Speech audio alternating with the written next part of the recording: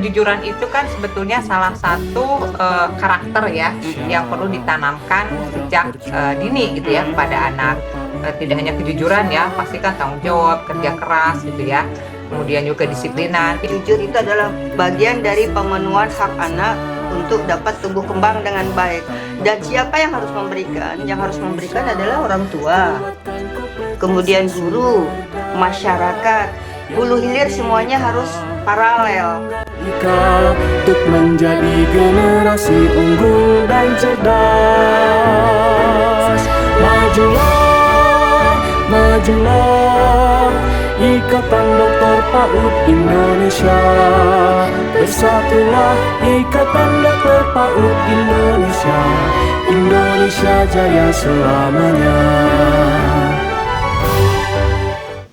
Di sebuah taman yang penuh keceriaan, tinggal anak kancil yang baik hati dan jujur bernama Dito. Suatu hari, Dito menemukan kantong yang berisi permen. Dito ingin segera menyimpan kantong permen itu di rumahnya. Tapi dia ingat pesan ibunya bahwa dia tidak boleh menyimpan barang-barang yang bukan menjadi miliknya. Mbak Latri, maaf kan kita mau mulai nih acara tata YouTube. Yuk kita mulai dulu deh. Lagi asik-asik dengar cerita. Ayo kita mulai. Saya juga baru tahu ini karangan Rika Sa'diah, mitra kerja saya. Iya. Kita mulai ya. Iya. Hai, halo.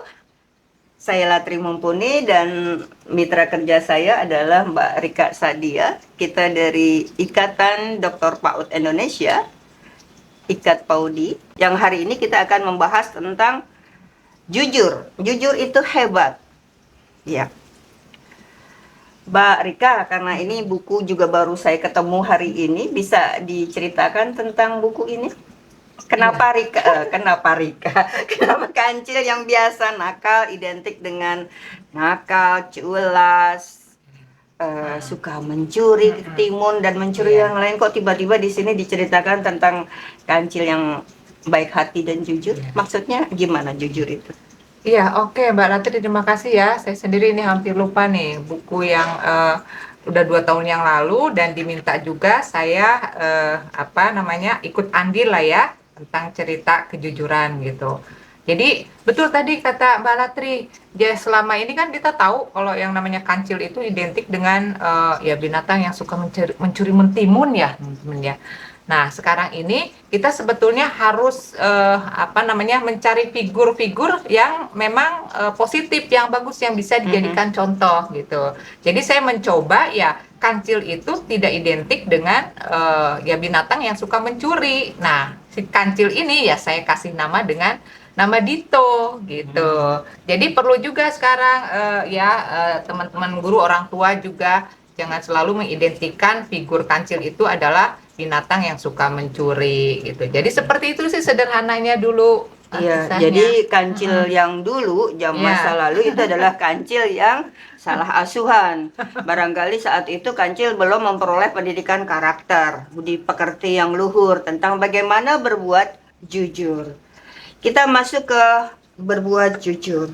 Kalau kita tarik ke atas, itu jujur itu adalah merupakan bagian dari hak anak, pemenuhan hak anak untuk tumbuh kembang. Bagian dari pemenuhan hak anak untuk dapat tumbuh kembang dengan baik. Dan siapa yang harus memberikan? Yang harus memberikan adalah orang tua, kemudian guru, masyarakat, hulu hilir semuanya harus paralel. Kalau di rumah diajarkan bahwa mengambil benda tadi seperti kancil, menyimpan kantong permen itu tidak boleh di rumah, berarti di sekolah pun juga sama, harus diajarkan tidak boleh menyimpan barang-barang yang bukan haknya. Sama di masyarakat pun juga sama, di tetangga, di lingkungan rumah pun juga sama, harus memberikan pendidikan yang sama bahwa mengambil barang yang bukan milik orang lain meski nemu di jalanan itu tidak baik, tidak boleh disimpan, jadi harus dikembalikan kepada pemilik, seperti cerita yang Mbak sampaikan melalui buku tersebut. Jadi harus linear. Ini adalah merupakan pemenuhan hak-hak anak dalam bidang tumbuh kembang.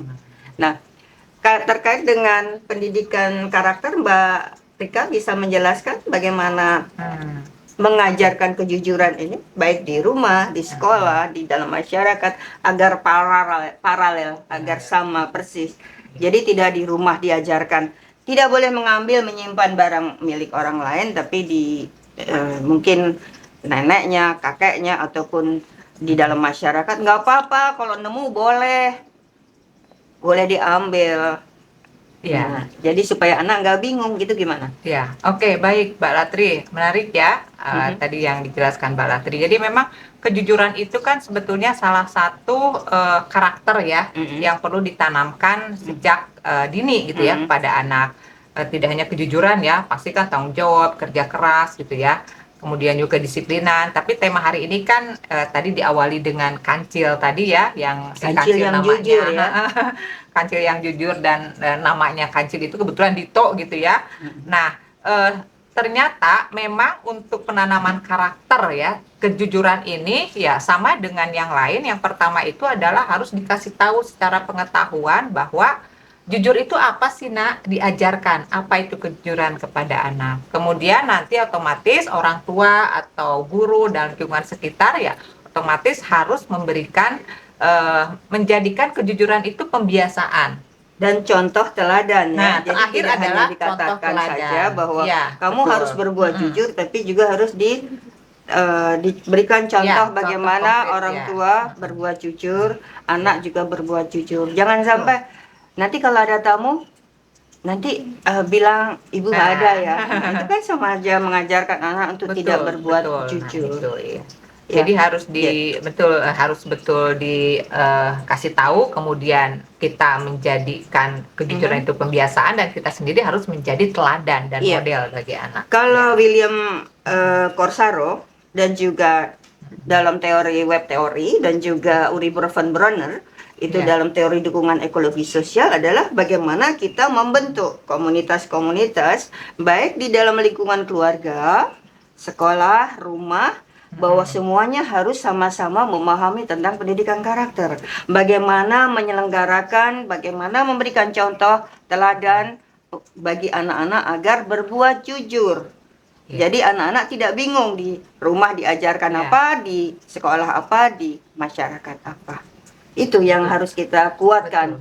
Dukungan ekologi sosial dan juga jaring laba-laba agar masyarakat, keluarga, dan juga lingkungan pendidikan pastinya membentuk karakter anak agar dapat berbuat jujur. Begitu Mbak Rika? Betul berarti. Jadi memang bicara kejujuran itu ya karena tadi adalah salah satu dari pendidikan karakter ya, harus ditanamkan, harus ditumbuhkan sejak dini.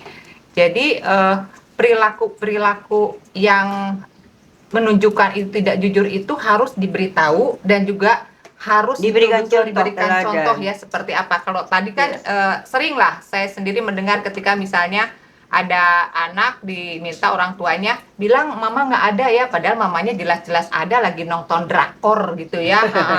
Nah itu adalah jelas-jelas itu menunjukkan perilaku yang sangat tidak baik dicontoh untuk anak. Jadi betul-betul orang tua itu tidak tepat ya menampilkan sosok yang tidak jujur di depan anak. Ada loh regulasinya terkait dengan bagaimana mengajarkan kejujuran kepada anak dalam pemenuhan hak-hak anak, khususnya dalam hak tumbuh kembang. Ini di dalam Undang-Undang Nomor 35 tahun 2014 atas perubahan Undang-Undang Nomor 23 tahun 2002. Dalam pemenuhan hak-hak tumbuh kembang anak dan hak partisipasi anak, jadi hak yang kedua dan keempat ini merupakan kewajiban dari orang yang terdekat anak, yaitu orang tua. Pendidik utama adalah orang tua. Kemudian baru guru dan lingkungan masyarakat. Itu memiliki hak-hak, memiliki kewajiban bagaimana mengajarkan dan memberikan contoh teladan kepada anak.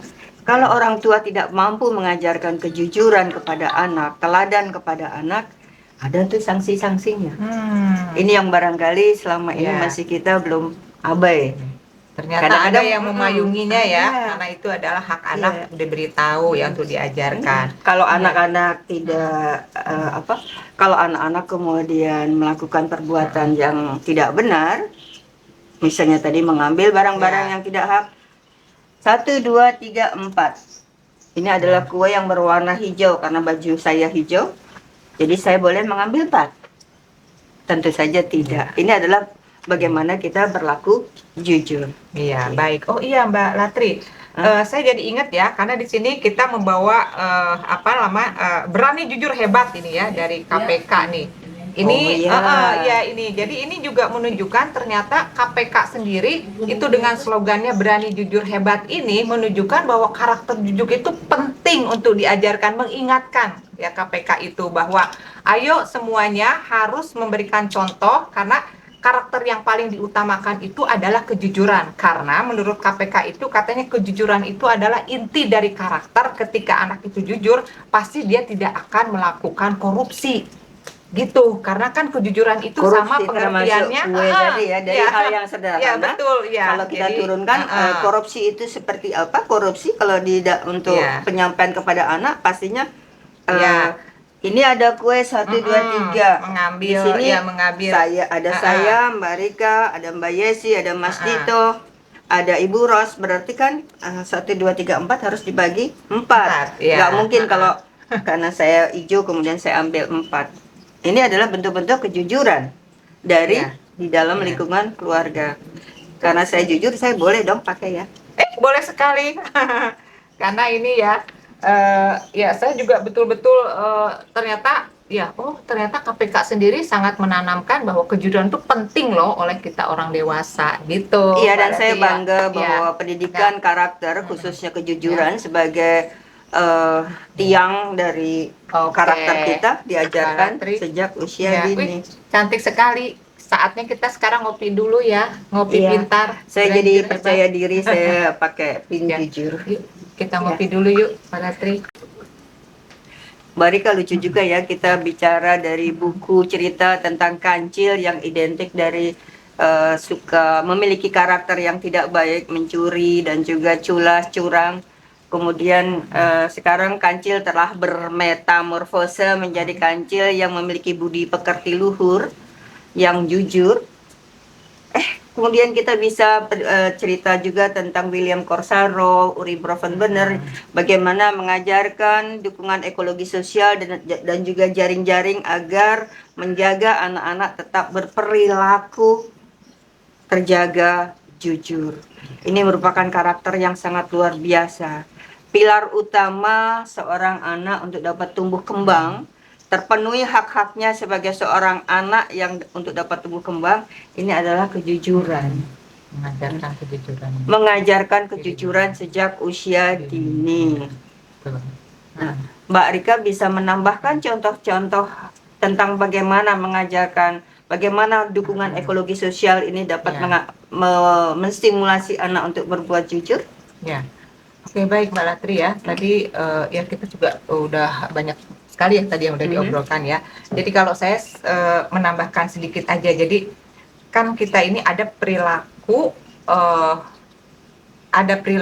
ada juga kejahatannya. Misalnya gini, kalau KPK itu kan dia mengatakan bahwa korupsi itu beda dengan perilaku koruptif katanya. Jadi ketika orang itu akan korupsi itu diawali dengan perilaku koruptif. Nah, salah satunya adalah ketidakjujuran gitu loh. Itu adalah cikal bakal seseorang yang akan nanti pasti melakukan korupsi karena dia terbiasa oleh orang tua dibiarkan untuk tidak jujur. Misalnya tadi kan anak jelas-jelas dia nyontek tapi justru disupport oleh orang tua gitu ya.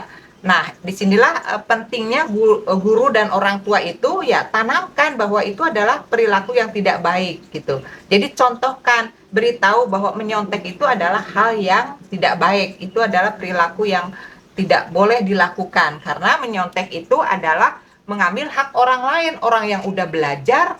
Dia kok jadinya ya mendapat nilai yang tidak baik. Kalau kamu misalnya karena nyontek jadi nilainya baik, otomatis kan itu merugikan teman kamu yang belajar dengan baik. Mencontek gitu. adalah tujuan untuk mencapai tujuan agar nilainya baik. Sementara pendidikan karakter, kejujuran adalah mengajarkan proses untuk menjadi baik. Jadi bukan lagi tujuan nilainya harus 10, tapi adalah proses untuk menjadi baik. Ini adalah merupakan satu hal yang utama. Betul. Jadi orang Ya. tua pun juga sama-sama ya harus Ya. belajar Ya. untuk dapat menanamkan kebaikan-kebaikan kepada Ya. anak. Jadi memang gini sih, Mbak Latri ya, Termasuk perilaku. rakus, tamak. Iya, itu perilaku-perilaku yang betul-betul ya tidak baik itu merupakan cikal bakal mereka nanti melakukan hal-hal yang tidak baik ya. Salah satunya adalah korupsi tadi gitu loh. Kalau kita turunkan kepada anak-anak, korupsi itu apa? Contohnya kalau kita makan, kalau dibiasakan di rumah makan itu secukupnya, jadi anak-anak mengambil sendiri, bukan orang tua mengambil makanan untuk anak, mengambil sesuai dengan kebutuhannya, kemudian piringnya habis, makanannya habis. Nah, itu adalah merupakan salah satu bentuk bagaimana mengajarkan kepada anak untuk bertanggung jawab atas makanan yang diambil dan kemudian dihabiskan. Ya. Sehingga mencukupi untuk dirinya sendiri, anak jujur pada dirinya sendiri. Sehingga pada saat anak-anak dibawa ke kondangan juga sama. Yang diundang adalah ayah ibu.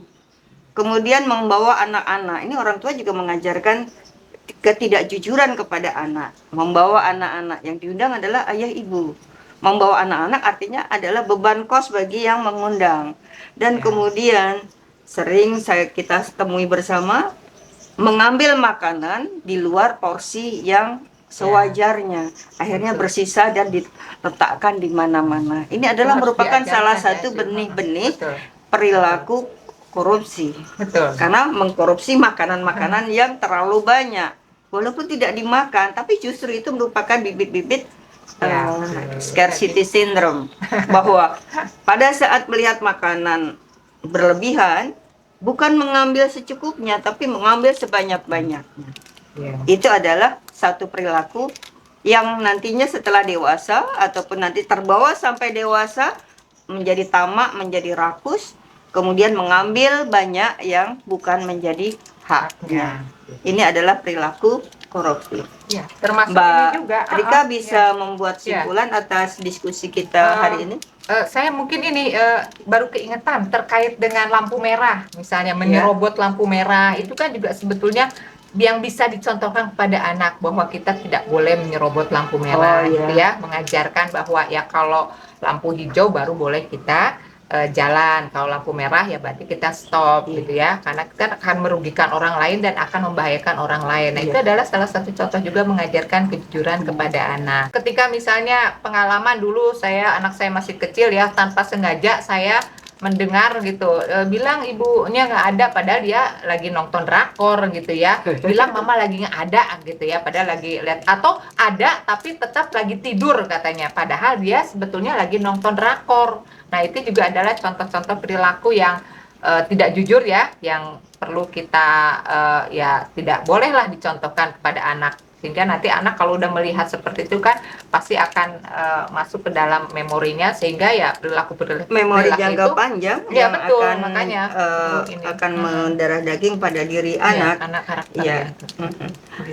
Dan jadi juga memang ini itu loh Mbak Latri, memang kita ini betul-betul harus jadi panutan, modeling bagi anak, role model. Nah, itu dan itu kita mau nggak mau ya guru dan orang tua itu harus bersinergi. Ketika misalnya di sekolah itu lagi ditanamkan tentang ya tadi karakter kejujuran, ya otomatis harus dikomunikasikan, dilanjutkan di rumah. Jadi ada ngobrol antara guru dan orang tua gitu untuk bisa melanjutkan penanaman karakter yang sedang dilakukan di sekolah, misalnya yaitu ya tadi kejujuran tadi. Jadi harus ada ya tadi yang teori apa itu dukungan sosial itu ya, dukungan ekologi sosial dan jejaring web teori itu dari Corsaro ya, termasuk William Corsaro.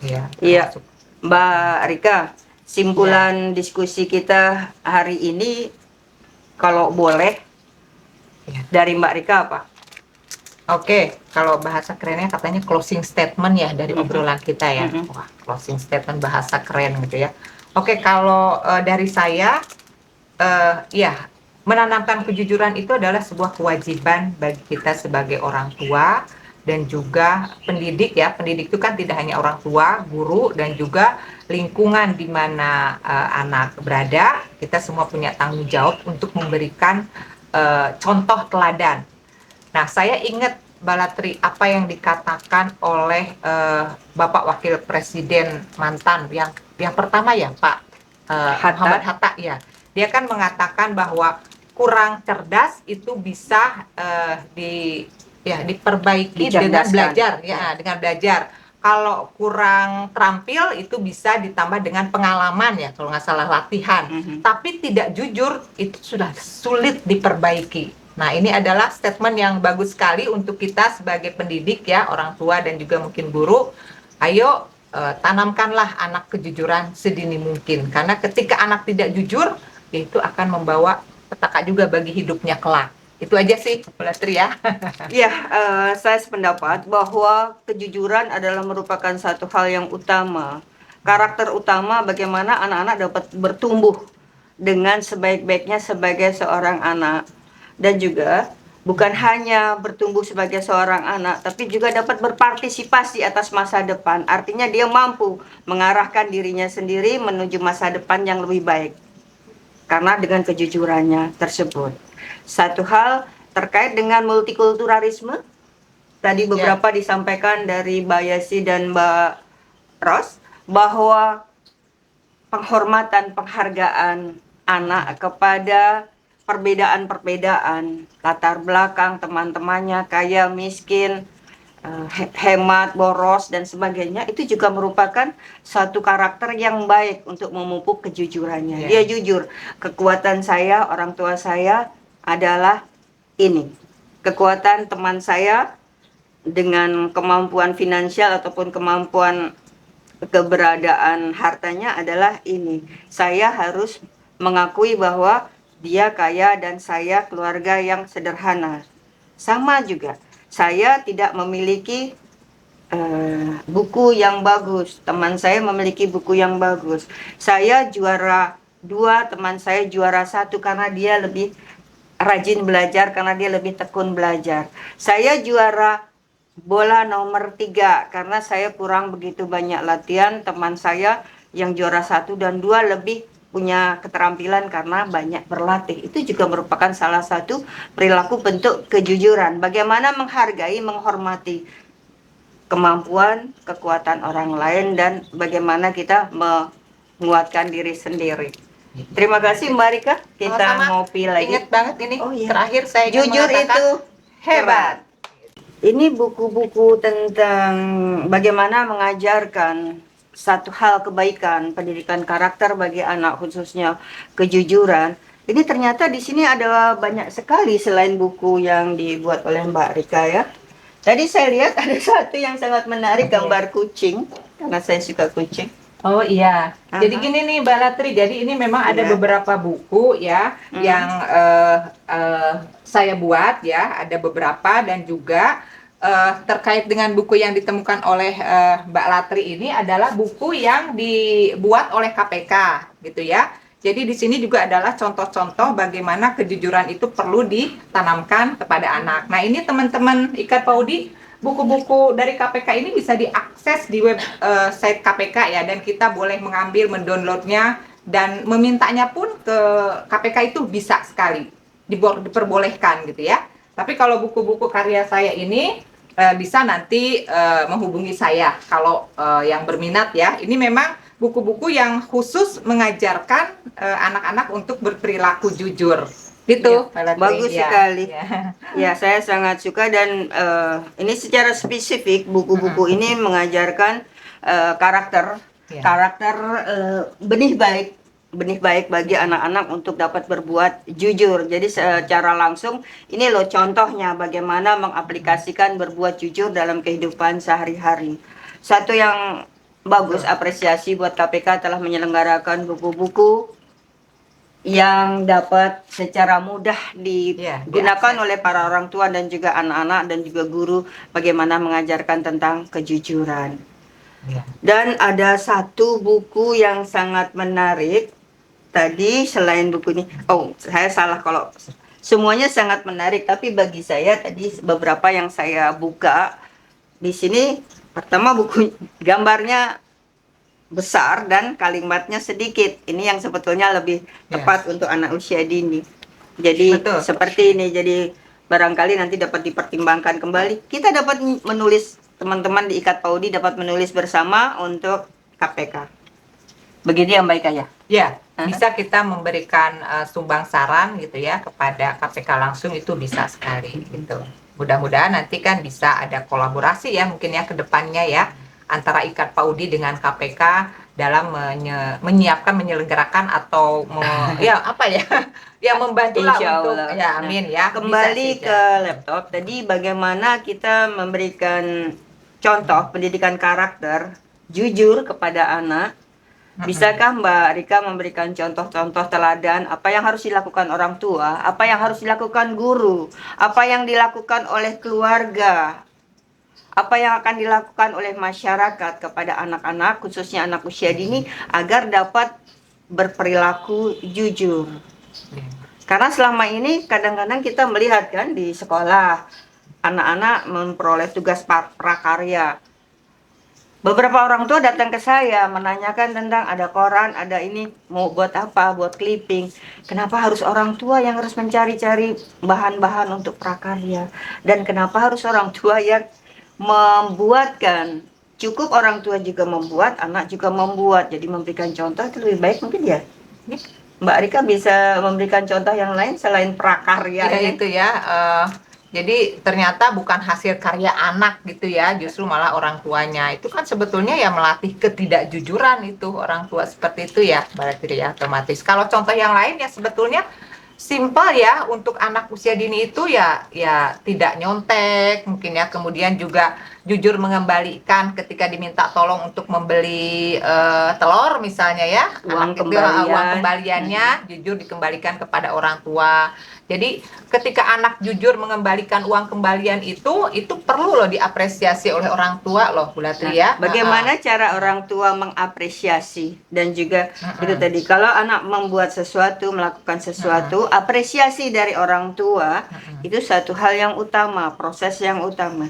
Saya jadi ingat diskusi Ikat Paudi ngobrol pintar beberapa waktu yang lalu dengan Mbak Diah, itu menyampaikan bahwa yang utama di sini adalah proses anak-anak menciptakan sesuatu, berkarya, dan juga berbuat jujur sesuai dengan kemampuan dirinya sendiri.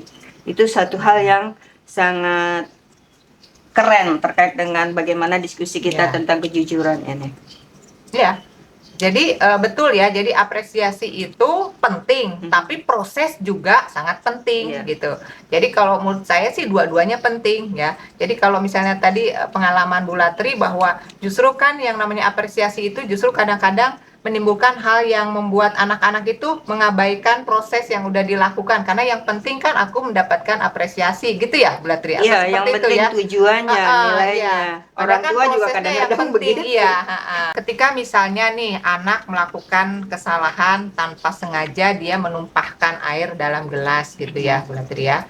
Nah, ternyata ketika orang tua itu melihat, itu langsung tidak perlu marah kepada si anak, tapi ajak anak itu komunikasi, ini siapa yang menumpahkan gitu kan, sehingga anak itu ketika ditanya dengan cara yang halus, yang tepat, ya otomatis anak itu pasti akan melakukan hal yang positif, yaitu dengan jujur berkata bahwa ya aku tadi menumpahkan air ini Bu gitu ya Bunda. Jadi nah dari situlah kita langsung mengapresiasi, oh kamu hebat, tapi sekarang kita cari solusinya nih, gimana ini air udah tumpah, yuk kita sama-sama lap. Jadi kita juga carikan solusinya ya. Jadi ketika memberikan anak apresiasi, sekaligus memberikan solusi ya, membantu atau mengarahkan membantu anak untuk menyelesaikan atas apa yang udah kesalahannya. Jadi di sini di belakang kita ini ada lukisan yang sangat bagus. Ini katakan tadi Dito ya. Dito sedang bermain perahu layar yang dibuatnya dari kulit jeruk Bali, dan di dalam ember, dan ibunya mengapresiasi bahwa ini adalah bentuk dari apresiasi ibunya kepada anak. Bisa ya dikaitkan dengan ini ya, bisa aja Bu Latri ya. Oke. Jadi apresiasi kepada anak pada saat anak melakukan sesuatu yang bernilai jujur, itu merupakan satu hal yang utama dan harus disegerakan, jangan ditunggu nanti. Atau kadang-kadang orang tua berpikir bahwa kalau kita berikan apresiasi nanti dia sombong, nanti dia songong, biarin aja. Tidak, kita harus tetap memberikan apresiasi kepada anak, sekecil apapun nilainya. Kita berikan apresiasi. Kita melihat hal yang lebih positif pada diri anak, bukan lagi kepada kesalahannya, tapi adalah proses bagaimana dia belajar dari kesalahannya dan mau minta maaf atas kesalahannya. Minta maaf juga merupakan bagian dari kejujuran. Ya, bisa Artinya dilakukan mengakui ya. bahwa dia melakukan satu hal yang keliru.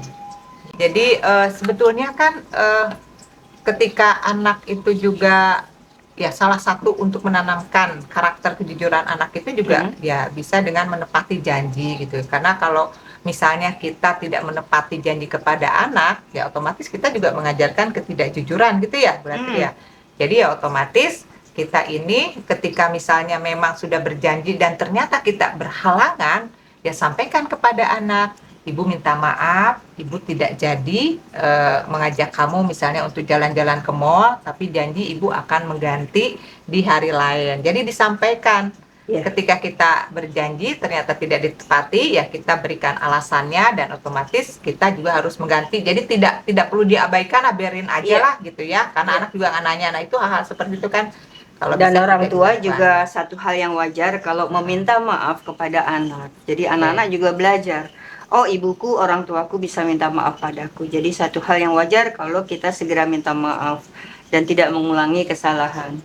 Ya, Mbak Rika, kita ngobrol panjang tentang dari mulai buku cerita tentang kejujuran. Ini merupakan satu hal yang benih baik bagi kita semua. Jadi untuk selanjutnya kita minum kopi lagi. Kopi lagi dong. Iya, karena memang ngobrol pintar bersama Ikat Paudi ini akan selalu tersedia kopi. Ngobrol pintar bersama Ikat Paudi. Dan jangan lupa like dan subscribe. Komen juga. Oh iya, komen itu satu hal yang utama. Komen apa yang paling baik, tematik apa yang Bapak Ibu inginkan. Nanti kita akan coba diskusikan sehingga dapat kita tayangkan di episode yang mendatang. Terima kasih. Mari ngobrol pintar bersama Ikat Paudi.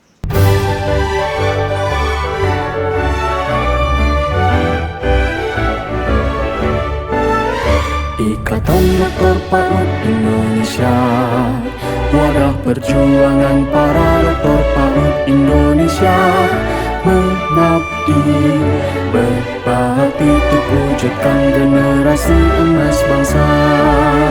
Ikatan Dokter PAUD Indonesia, kuatkan kompetensi sumber daya yang berbineka tunggal ika untuk menjadi generasi unggul dan cerdas.